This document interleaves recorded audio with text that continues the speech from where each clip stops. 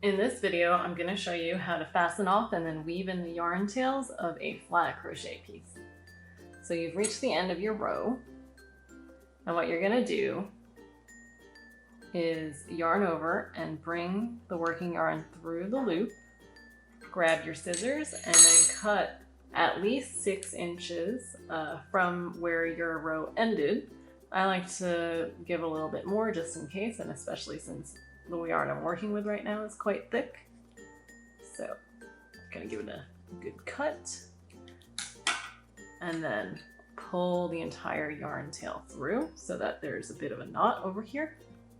Put the crochet hook aside and then pick up your tapestry needle.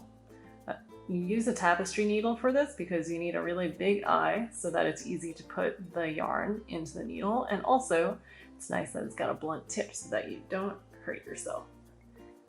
So this tapestry needle is quite large since I'm working with really fat yarn. Thread the needle.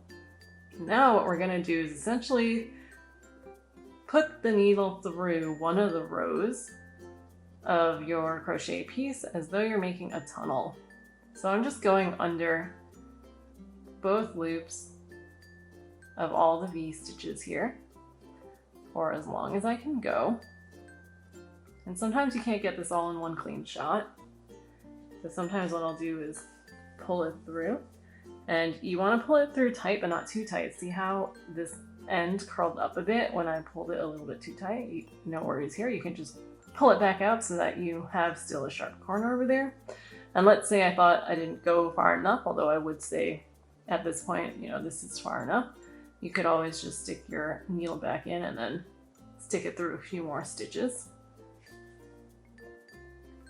So now, to make sure that the yarn really won't fall through, what I'm going to do is put the yarn back through the same stitches, except I'm going to skip one piece of yarn over here so that the yarn has something to catch on when it makes this turn. And I'm going to just rotate this for sake of ease so that I can easily thread the needle through.